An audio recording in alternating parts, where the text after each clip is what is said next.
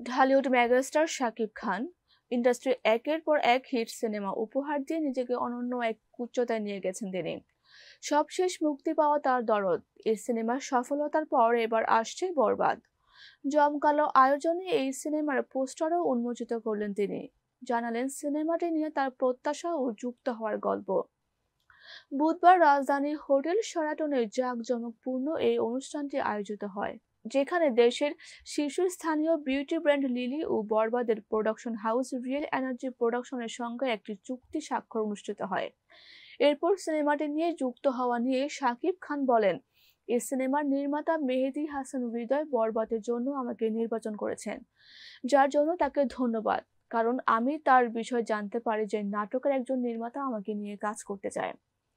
এরপর আমার সঙ্গে অনেকবার যোগাযোগ করার চেষ্টা করে, কিন্তু ব্যস্ততার কারণে আমার সময় হচ্ছিল না। তার আগ্রহ দেখে আমি ব্যস্ততার মাঝে তাকে একদিন ডাকি। এরপর বলি, তোমার সময় মাত্র 15 মিনিট, তুমি শুধু লাইন আপ বলো, বাকিটা আমি বুঝে নিব। এরপর 15 মিনিট শেষ হয়ে মিটিং আরো দীর্ঘ হয়। এরপর সিদ্ধান্ত নেই বরবাদ করার। এরপর সিনেমাটি নিয়ে নিজের প্রত্যাশার কথা বলে শাকিব আরো বলেন, বরবাদ ফিল্ম ইন্ডাস্ট্রিতে এক নতুন ইতিহাস রচনা করবে। আমি মনে করি এই ছবিটি সম্পূর্ণ ভিন্ন আঙ্গিকে একটি গ্র্যান্ড সেটিং এ তৈরি করা হয়েছে, যাতে প্রতিটি কলা কৌশলী মুন্সিয়ানার ছাপ রেখেছেন। আমি প্রত্যাশা করছি বরবাদ শুধু দেশে নয়, দেশের বাইরে বাংলা ভাষায় কথা বলা সবার মন জয় করবে।